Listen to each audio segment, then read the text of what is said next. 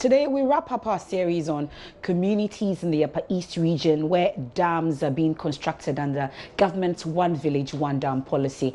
We'll take you to the community of Zuarungu Gono in the Bolgatanga East District, where residents are expressing regrets for giving out their rice field for the construction of these dams.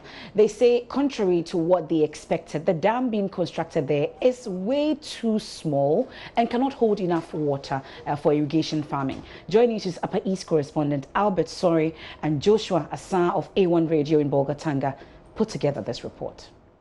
According to the residents of Zuarungu Gono, the land here was waterlogged in nature, so they always cultivated rice on it.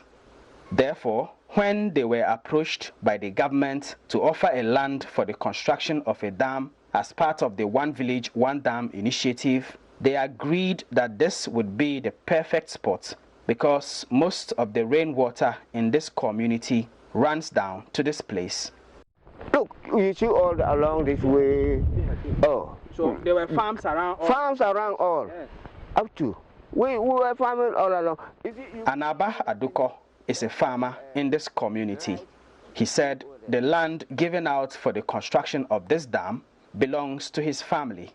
So this one, if they have come to do this, it will help our children and then the rest in future. So this one, there was no problem, no argument with us to say that we will release the land. So the land has been released freely and comfortably with us without any compensation. However, the nature of work done as far as the construction of this dam is concerned has left them disappointed. We're very happy. We're very happy that the government has come to help us. We used to go and fetch water from boreholes. What kind of dam were you having in your mind? We're thinking that a big dam, somehow, but not something something we cannot even contain water like the water used to be. It will not even do for even the animals to drink, much more for farming. And we're not even talking of commercial farming. Peasant farming, we can't even do it too. Maybe tomatoes or bitter or berry. We can't even do it. Look at the water. You know, it was made in a way that you couldn't just walk slowly into the dam. When animals are going in to drink, you know, they have to walk for some time from distance before they are able to drink. But the way it's being constructed is just steep. So as soon as the animals try to enter, they fall inside. As I'm speaking to you now, not less than 5 animals have died in this thing. Here too at Zuarungu Gono, the dam was just about the size of a football field. At the time of our visit, the water had not covered it entirely, and there was a lot of excavated soil all around it, signs that the work may not yet have been completed. Also, the embankment looked strong, and the spillway, which appeared to still be under construction, also looked too large for a dam this size. According to the residents of Zuarungu Gono, the contractor here too worked for just about a week and left the site, leaving the community members wondering if he was coming back or not. When we talk to the contractor, he says he takes instructions from Accra. So if you take instructions from Accra, what can the DC do? So the DC, there's nothing we can do. We only have to fall on him. And then the assemblyman to tell them that this is what is happening. You come and then take a look at it. But in reality, the DC chief executive, I don't think he has any powers. It is very poor thing the work they have done. They have come to do for the community to enjoy, where you don't have to deny it. So we accepted. But if we had known that this was the sort of this thing they were coming to do, for me to lose my land and to lose whatever, I would have. Okay. You wouldn't have given out your land? Sure. Because I have lost. This is the Sif community we have visited in our quest to hear from members of communities where the government is constructing dams as part of its One Village, One Dam initiative, a major campaign promise. The stories are generally similar. First, the community members and their elders are consulted by government and giving hopes that dams will be constructed for them to help them with dry season irrigation farming. The contractors then report to work on the lands allocated to them. Soon after that, they vacate the sites without a word to anyone in the communities, leaving behind them dams that appear too small for irrigation, and the people of the communities wondering if the work done is all there is to the dams or there is more work to be done. For Joy News, Albert Sori and Joshua Asa reporting. And that's not the only community they've been to. A number of communities they've visited, and the story seems almost the same. But meanwhile, the Minister for Special Initiatives, Howard Kumsin, last week visited some of the areas where these dams are being constructed. Though she did not visit the same areas Joy News has covered in our series, she expressed satisfaction at the nature of work, adding that none of the dams being constructed across the country have been completed yet. However, a former pro-vice-chancellor of the University for Development Studies, Professor David Miller, who is also a development consultant, says the One Village, One Dam initiative is a good policy being approached poorly. He joins us on the phone for more on this particular issue. We're grateful for your time here on The Pulse, Professor David Miller. Well, the issue before we start the assessment is whether what you've seen so far being constructed on site is a dam or a dugout. Is there a difference?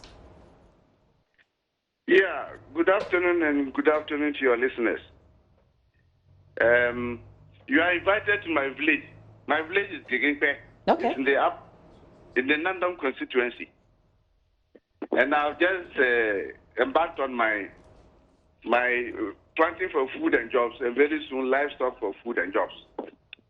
So I'm a strong believer in at least the intentions of the projects that the government has lined up for Northern Ghana. Mm-hmm.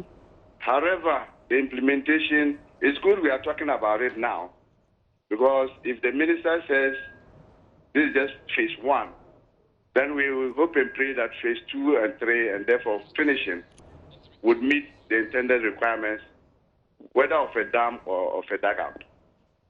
So these are my preliminary expressions.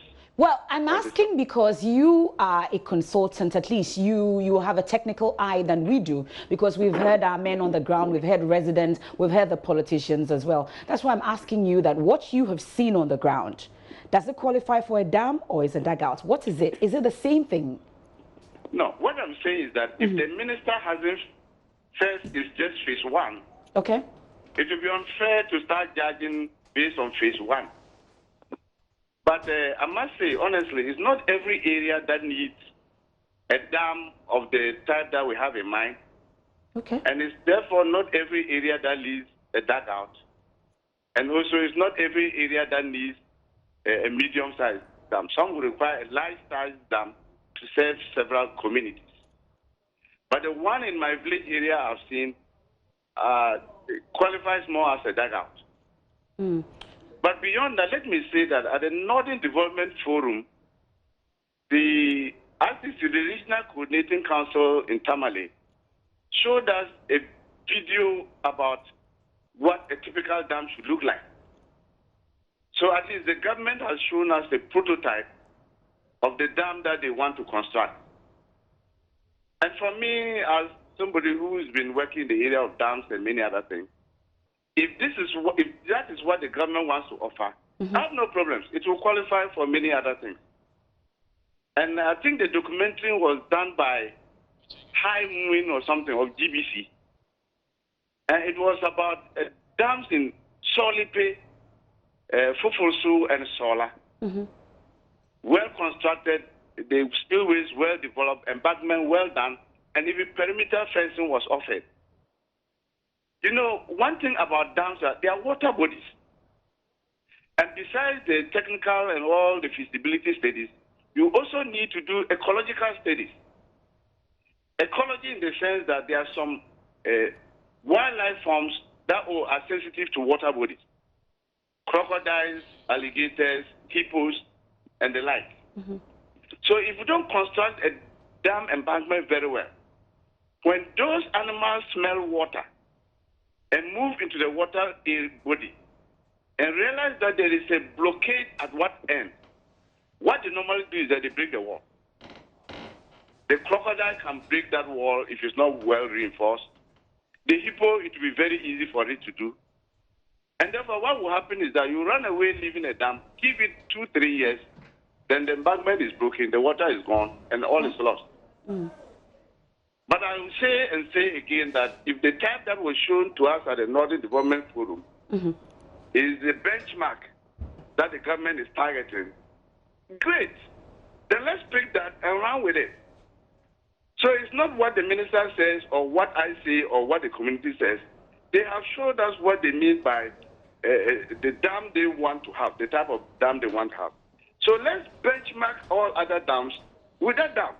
So let's attempt to benchmark that. You've talked about the fact that it's just the first phase though. But from what you've seen, at least you've seen the prototype as well. And you are on the ground. From what you're seeing, are we on course to achieving the prototype that was shown us? Some maybe yes. Even the vice president says so. 1 out of 10? Some, I don't know. I haven't done extensive empirical work on the dams that have been constructed. Okay. But the one in my village area, I've even visited it today. According to the community, it's meant for ducks to be swimming in. You see. And some are just blocking waterways. You see, we are near the black water. Okay. So once you block one of the tributaries, water must flow to the black water. It will push the boundary down, the wall. So if you go around blocking water bodies, you are bound to have the embankments washed away. And I say on that score, well, I haven't seen the others, so I must be fair because I'm a scientist. I haven't seen the others. But what I've seen so far, I would give it 20-30%. Out of 100? Out of 100. Even then, as work in progress. But that's poor, though. You say? Isn't that poor? You are a lecturer. 20 out of 100. Is that not a poor mark? If somebody tells you it's phase 1, okay, and phase 1 he gets 30%. We're told phase 1 is about up to 70% done. At least the ones that we visited, that's what we've been told, that is 70% complete. So I'm talking as a lecturer. I say I haven't seen the ones you visited. Okay. But those that I know, if somebody tells me it's 30%, I'll say great, 30% phase 1.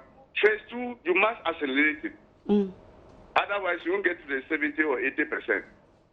Give and take the 5% damage that is allowed or default that is allowed. So, if they say it's phase 1, I don't know how far I can go in this discussion. Okay. But then phase 2, that's why I say let's prepare our grounds. Phase 2 will now benchmark them. And tell that, look, phase 2, if we don't get to this type of solar or fufurusu or solid pay dam, you can never get there. So that is what I'm saying. Okay. Well, we've not had the last of this issue. Definitely, we are continuing on radio this evening. So we'll definitely have a longer conversation with you, Professor David Miller. We're grateful for your time here on The Pulse. And that's the situation with the 1V, 1D.